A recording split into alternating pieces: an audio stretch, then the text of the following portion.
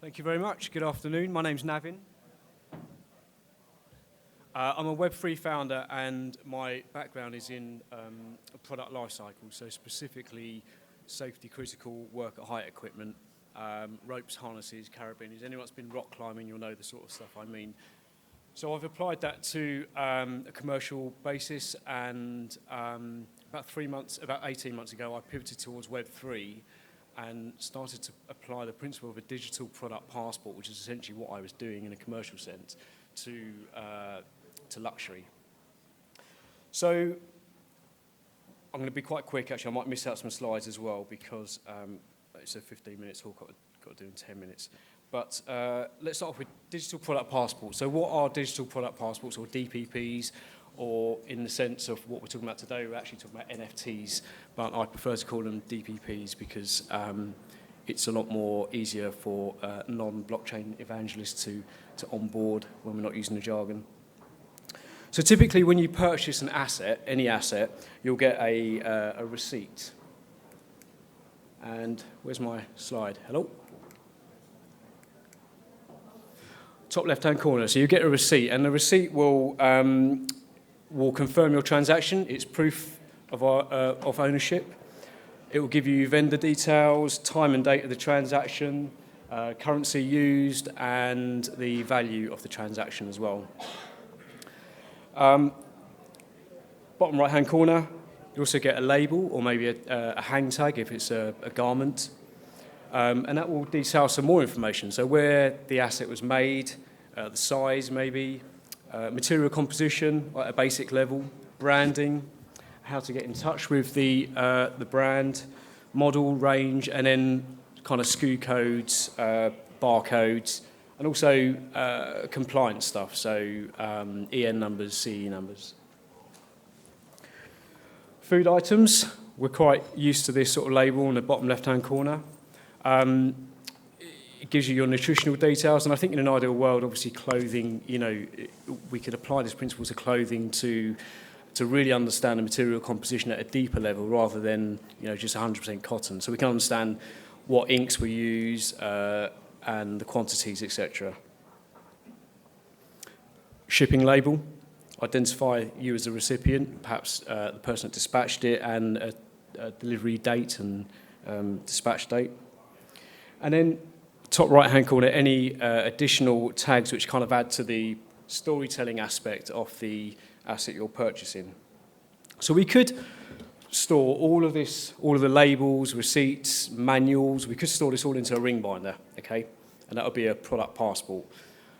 And with classic cars, that's exactly what we do. But when you think about every asset you purchase, like a pair of trainers or a coat, whatever, it becomes impractical to do that. So this is where digital product passports come in.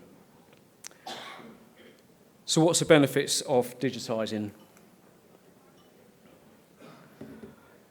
You create a central bank of data.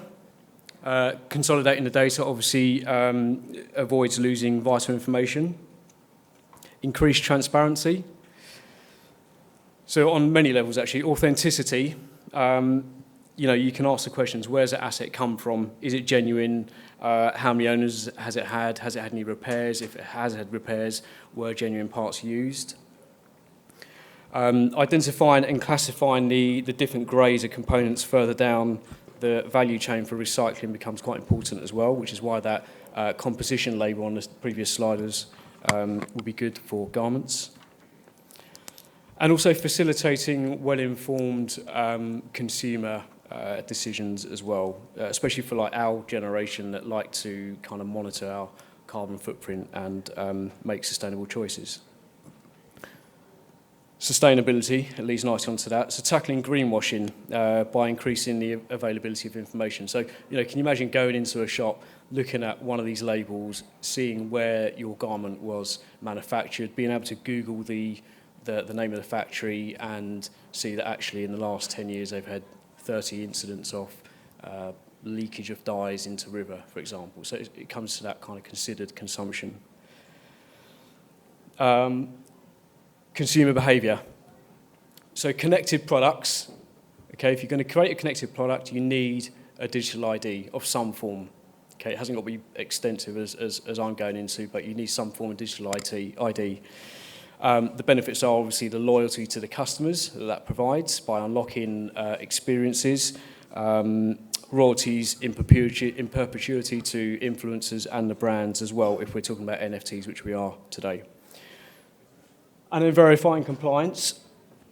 So the EU strategy for sustainable and circular textiles, it calls for DPPs, digital product passports, as a key regulatory element to enhance the traceability.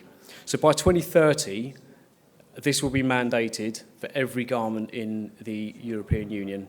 Okay, and that's going through, I think by spring 2024, that piece of legislation will be passed. So this isn't just like, hypothetically talking DPPs, this is actually going to happen at some point. The key to making this work is interoperability, okay? Creating that standard so that anyone that's manufacturing digital twins of any sort, create it in such a way that field name architecture is universal, so that as a consumer, consumers have the choice to take that digital twin, that DPP, whatever you want to call it, it's all the same thing, and store it, migrate it to whatever platform they feel most comfortable doing that on.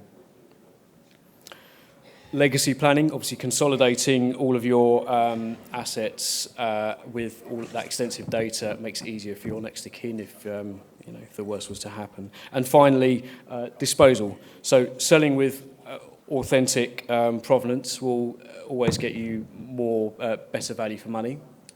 And presenting the data in the DPB removes the kind of resale friction for circularity as well. So if you consolidate all of this data, it gives us a digital product passport or a DPP or an NFT. All right? And if we were going to sort of provide a definition to this, we would say a DPP is a method of digitally inventorying a product to produce an easy-to-access centralized bank of data. So connected products, just very quickly, I might miss the next slide because I'm running out of time. So connected products, okay, the thing about digital twins is they're easy to make. Anyone can make a digital twin. If you've got access to Squarespace or any of these kind of website makers, you can make a digital twin very easily. The hard thing is keeping that digital twin linked to the IRL asset, all right?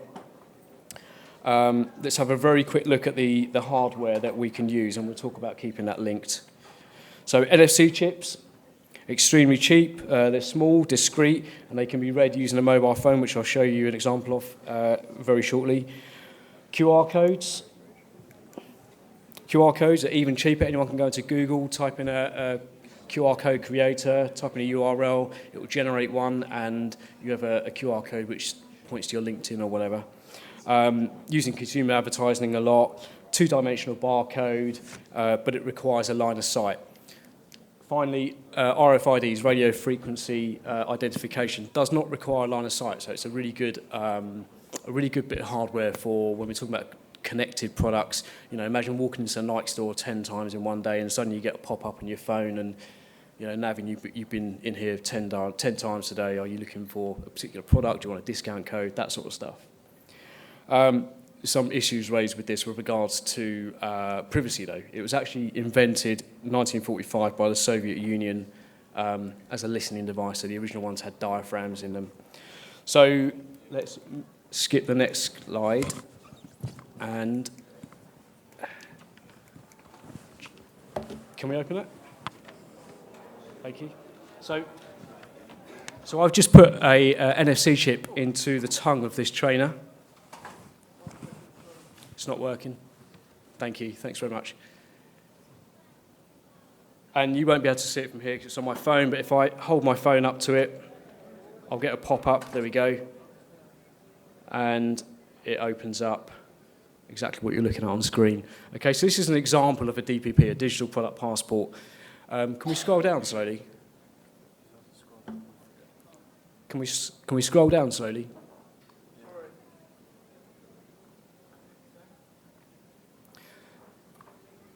So this is creating a bank. That's it. Just hold there for a sec. It's creating a bank of all the relevant data for that asset. In this instance, it's a pair of trainers. And the bit for me, in terms of engagement with consumers, is being able to, if you go all the way to the bottom, is the add the chain of custody for it. Okay, so at the bottom we've got this product life story. If we keep scrolling down, it's gone. No worries. It's all right, it buys me more time. Technical glitches. I've got another 2 minutes. Oh, no, 2 minutes overdue.